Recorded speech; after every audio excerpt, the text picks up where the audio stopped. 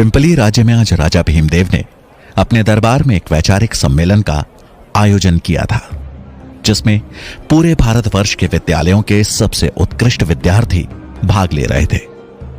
भाग ले रहे सभी छात्रों के लिए दान दक्षिणा थी और जीतने वाले उम्मीदवार के लिए थी राजा के मंत्रिमंडल में मंत्री पद की कुर्सी।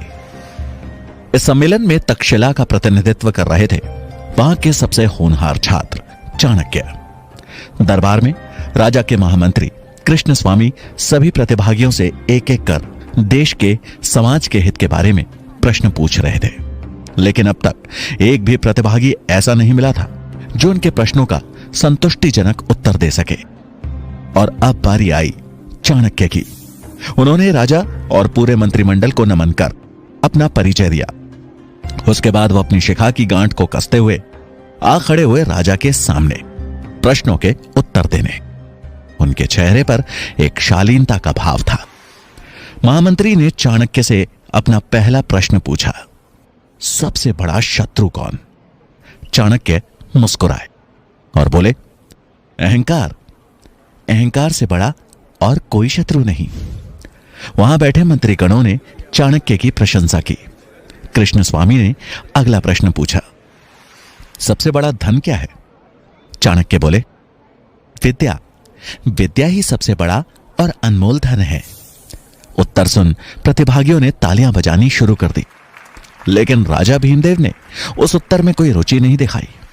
उनके लिए एक राजा के राजकोष का धन ही सबसे बड़ा धन था। प्रश्नों की श्रृंखला को आगे बढ़ाते हुए महामंत्री ने तीसरा प्रश्न पूछा, सबसे बड़ा वीर कौन? चाणक्य का उत्तर था, दानवीर। चाणक्य का यह उत्तर राजा भीमदेव को चुभ गया। उन्हें लगा मानो चाणक्य उनकी संपन्नता, उनकी वीरता का उपहास कर रहा हो।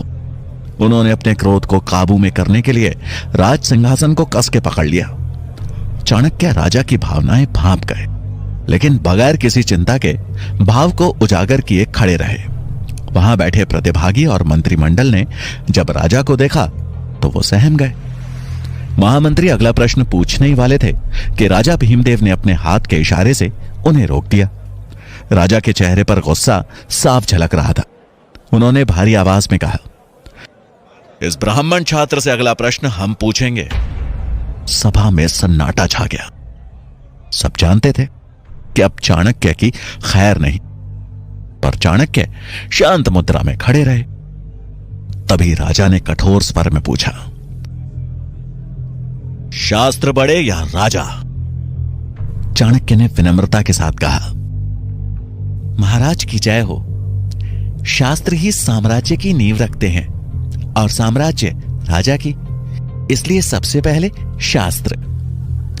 यह सुन राजा भीमदेव से रहा नहीं गया और वो अपनी राजगद्दी से उठ भरे दरबार में चिल्लाते हुए बोले, शास्त्र नहीं, एक राजा सबसे बड़ा होता है मूर्ख। क्या सिखा रहा है तुम्हें तक्षशिला